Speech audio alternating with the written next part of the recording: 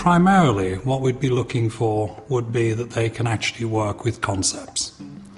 They can engage with concepts so that they're not just working from things seen, they are working from things thought about. But can you tell me a little bit about the idea? How did the idea develop? The first thing I thought about was the Year of Rat and sort of a Chinese way of what Lucky Charm would be. But then I thought about Lucky Charm as in an object that protects you. I started off thinking about maybe taking a BA jewellery course.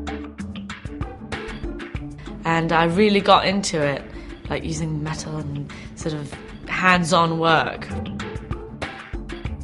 How did you get from this to this? Fish bones. I always get choked on fish bones.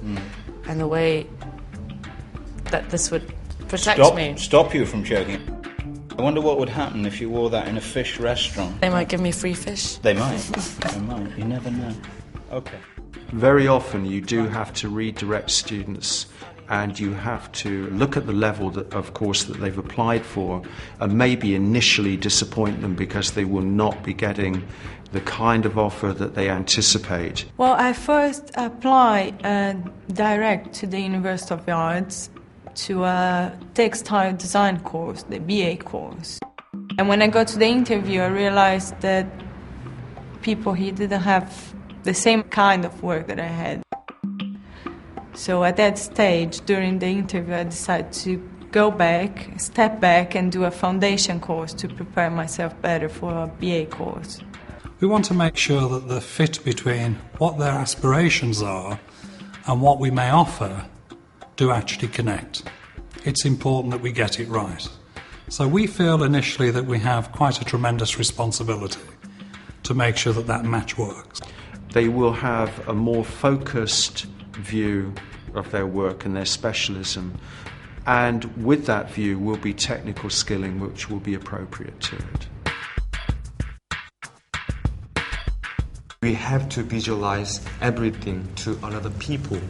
That's why we have to be illustrator. Yeah.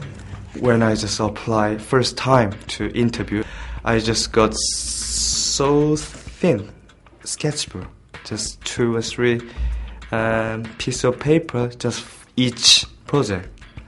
But now I've got 2 or 3 sketchbook for each project.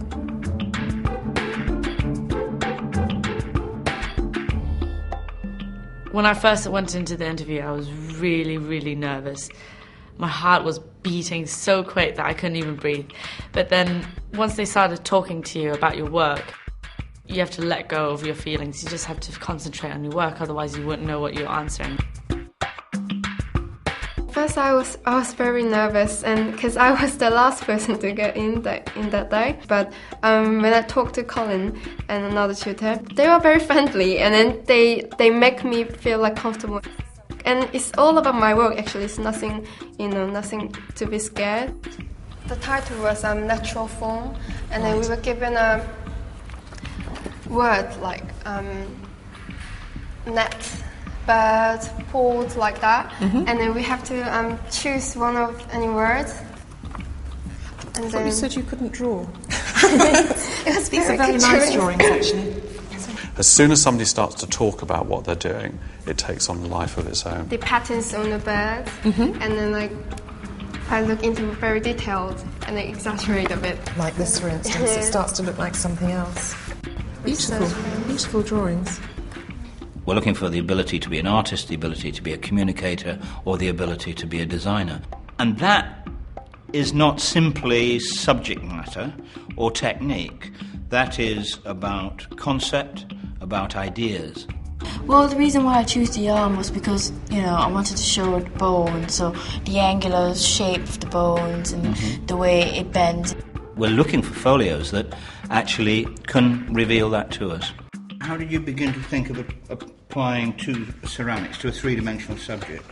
When I put my portfolio together, I think anybody that saw it said, right, she's very passionate about ceramics. At what stage did you become confident, excited, interested in making things? I think Since I was really young, I enjoyed making things. The portfolio reflects who you are and what you want to be and where you want to go.